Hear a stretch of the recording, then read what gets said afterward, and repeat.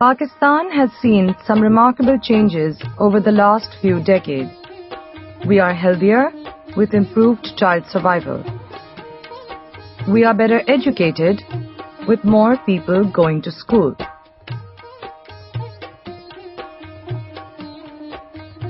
And our economy is growing with a higher national income.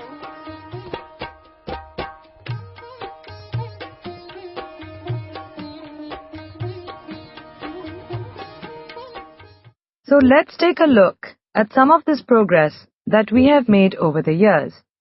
Here's how we are doing better in health and education.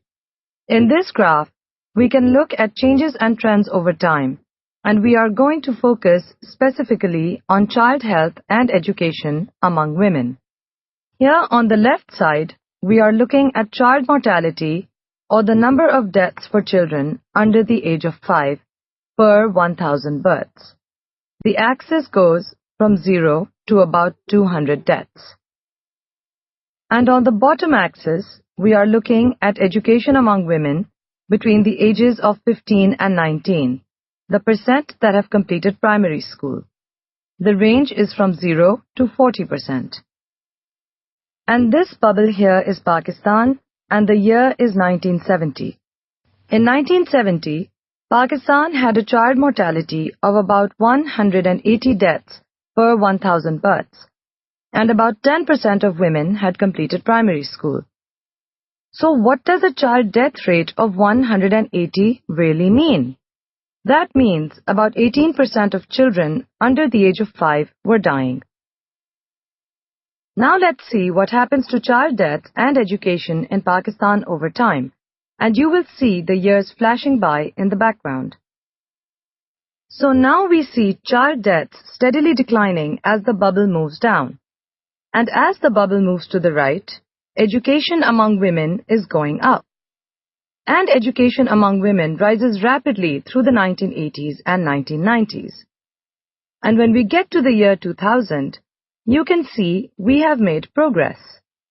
Child deaths in Pakistan decreased from about 18% to about 10%. And at the same time, the percentage of women completing primary school has gone up from about 10% to almost 40%. So we have made progress. We are healthier and we are better educated. Pakistan has also seen improvements in its economic growth. Let's take another look at our graph to see these improvements. This time, on the left axis, we have gross national income per capita or per person, which is adjusted for inflation. And this represents our economic growth, ranging from about $0 per person to about $3,000 per person. And GNI is higher than GDP because it includes the gross domestic product as well as income received from outside the country. And on the bottom axis, we have time. So as the bubble moves to the right, we are simply moving across time. And here is Pakistan in 1975, when we had a gross national income of about $380 per person. Now let's see how our national income has changed over time. You can see that the bubble is moving up very steadily, which means our gross national income per person is going up. And when we get to 2005, we have made significant progress, going from a gross national income of $380 per person to a gross national income of about $2,300 per person. So we have been able to increase our gross national income considerably, which means our economy is growing. However, the gross national income per person only gives us one piece of the larger picture of economic growth. Although the overall national income per person has gone up, when we look at poverty levels, 3 out of every 5 Pakistanis are living in poverty. That's over half the country living on less than $2 a day. Such high levels of poverty impact not only the country's economic development, but also our national stability as people struggle to survive. So how can we make sure that Pakistan's families are better off and that fewer people are living in poverty? One way is by addressing the reproductive health needs of Pakistan's couples. Recent research from Matlab Bangladesh has shown that reproductive health services improve the health of mothers and children, increasing their survival, and also contribute to reducing poverty. Not only are women the primary caretakers of their children and families, but they also make an important contribution to the household economy and to the national economy. In fact, by some accounts, women make up to 1/3 of the labor force in Pakistan, and the potential for their contribution would be even greater with improved reproductive health. When women cannot decide how many children to have and when to have them, they are more likely to suffer from poor reproductive health, and it becomes harder for them to meet the needs of their families and earn an income. Now, women in Pakistan say they would like to have about 3 children. However, according to the total fertility rate, women are having an average of 4 children. So we are having more children than we would like to have. An important point here is that total fertility includes all women between the ages of 15 and 49, regardless of whether they are married or not. However, when we consider only married women, the picture looks quite different. Knowing that most childbearing in Pakistan takes place within marriage, when we look at the number of children amongst only married women, we see that on average, women are still having 6 children. One of the reasons couples are having so many children is because of a preference for sons. Now, Pakistan has made some progress in meeting women's desires to limit their family size, but we have not made enough, and not nearly as much as some other countries in Asia. Let's take a look at the last few decades to see what has been happening. Coming back to our graph, we are looking at lifetime births per woman on the left, ranging from 1 child to about 8 children per woman. And we have time on the bottom. And here is Pakistan in 1965 with about 7 children per woman. And in a few seconds, you will see Bangladesh coming in. So Pakistan does not make much progress until the government launches its door-to-door family planning program in 1970. And then, in 1973, after its independence, Bangladesh enters in green. And then here in 1976, Bangladesh declares rapid population growth as the country's #1 problem. And in 1983, Bangladesh expands its community distribution program to more rural areas.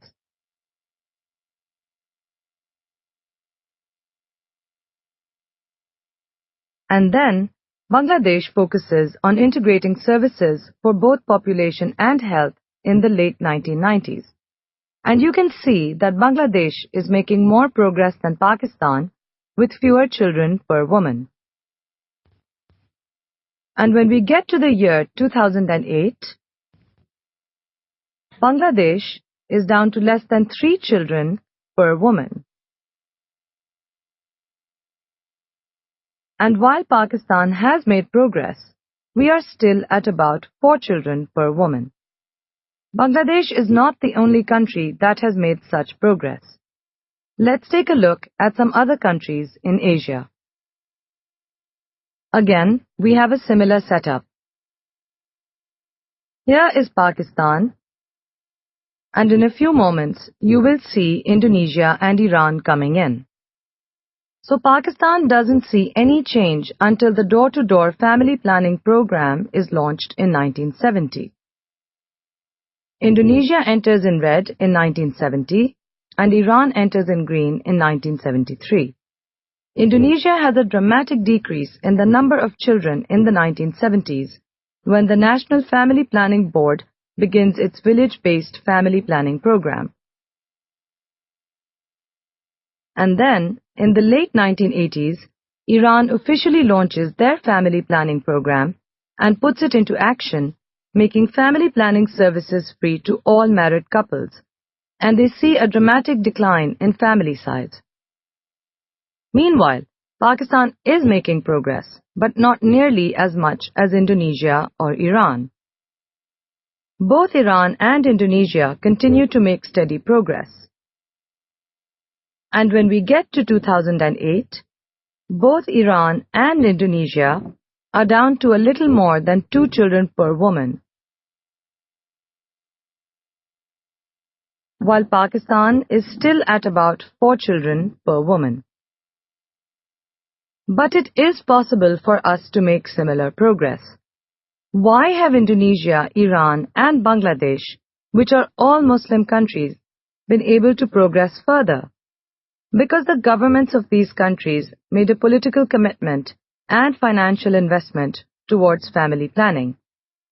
As couples in these countries had fewer children, they were able to slow the pace of their population growth, which meant that the governments of these countries were better prepared to provide for the needs of their populations. And like them, we too can continue to make progress, but only if we make a similar commitment to improving family planning use in this country. Now, Pakistan was actually among the first countries with a population policy and program, and this is extremely commendable. In fact, Pakistan's program was viewed by many as a model. However, we have not followed through with implementation, and this is also apparent as we look at the nation's population size. Today, we have the 6th largest population in the world with 180 million people.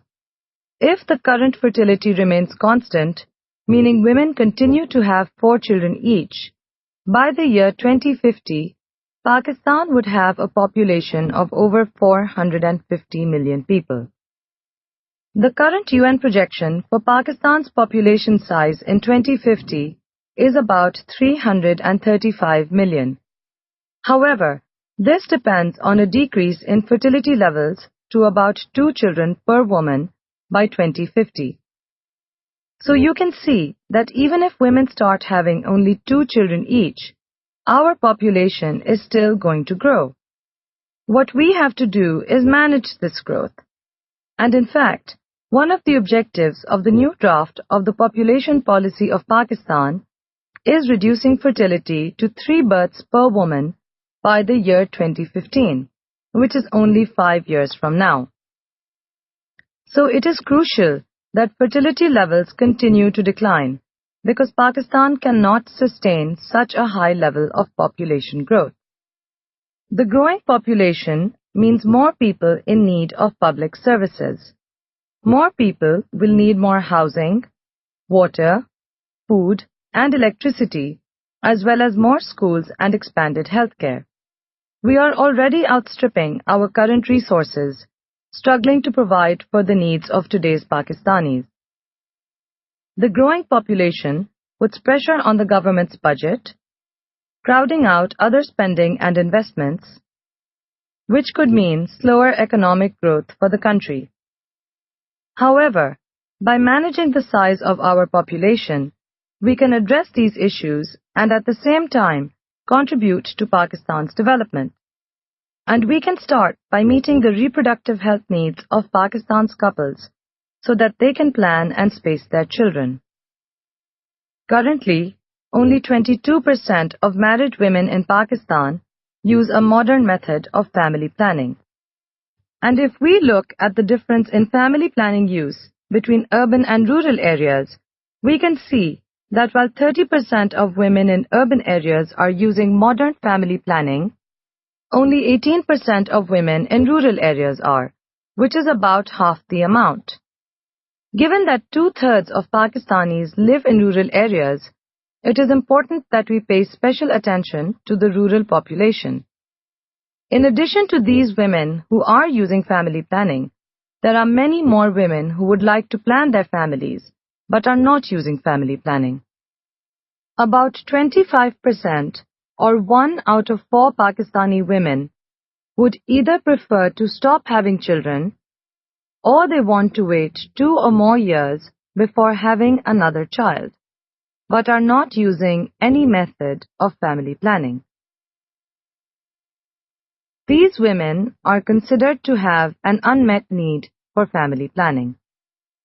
And if we look at unmet need amongst the different economic groups, we see that about 30% of the poorest women have an unmet need for family planning.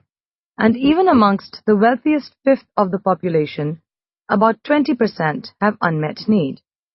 One of the consequences of high unmet need is unplanned pregnancies. And in Pakistan, 1 out of every 3 pregnancies is unplanned. When family planning use is low and the demand for family planning is not met, we can expect high rates of unplanned pregnancies, just as we have seen. And here are some of the consequences of unplanned pregnancies. On the one hand, at the national level, unplanned pregnancies can lead to higher levels of fertility, which in turn lead to continued population growth, which, as mentioned earlier, can strain the country's economic development. On the other hand, at the individual level, unplanned pregnancies can lead to high-risk births and abortion, and if safe abortion is not available, unsafely performed abortions. These are carried out in an unclean environment or by unskilled providers or both. High-risk births and unsafely performed abortions often lead to maternal injuries and deaths. At the household level, the loss of a mother means the surviving children must struggle to survive, and the cycle of poverty continues. And at the national level, this loss of women means an economic loss for the country. In Pakistan, every year, there are about 900,000 abortions, most of which are unsafely performed. These numbers are high, and they indicate that abortion is a significant means of preventing unplanned births in Pakistan. Most women who have abortions in Pakistan are aged 30 or above, and they already have 3 or more children. Why are so many couples turning to abortion instead of using family planning to prevent these unplanned pregnancies? Many couples who opted for an abortion said they did not believe contraceptives were effective. Many felt that contraceptives had detrimental side effects. In some cases, women reported that their husbands disapproved of using family planning. Another important reason was cost. Although the cost of an induced abortion was high, it was a one-time expense, and apparently one that couples felt more comfortable managing. All of these issues are further compounded by inadequate services. However, if we were able to meet the unmet need for family planning, we could prevent many unplanned pregnancies and abortions. So let's take a look at the impact that family planning can have.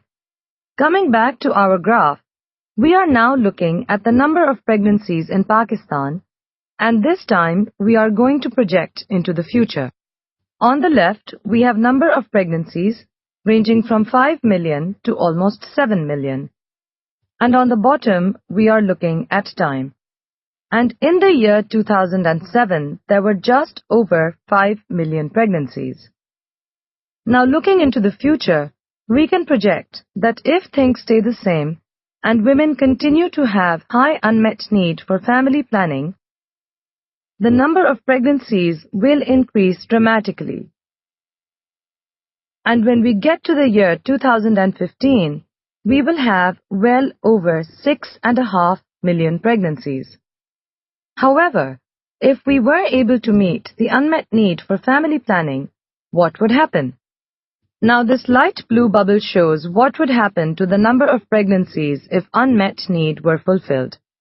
And you can see that we would have far fewer pregnancies. In the year 2015, we would have about 5.5 million pregnancies, instead of over 6.5 million.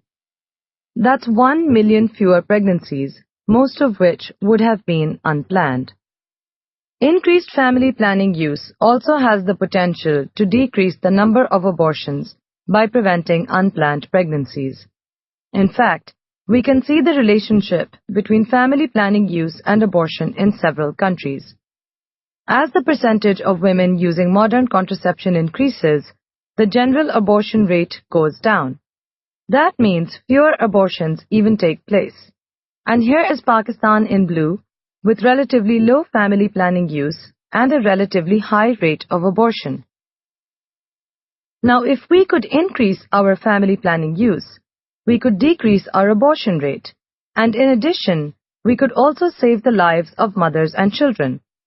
When couples can time and space their children, this results in fewer high-risk pregnancies, which means mothers and children are healthier and have improved survival. Thus, if we could fulfill the unmet need for family planning in Pakistan, we could prevent around 23,000 maternal deaths and close to 1.1 million child deaths by the year 2015. In addition to saving women's lives through improved use of family planning, women's lives can also be saved through abortion-related services.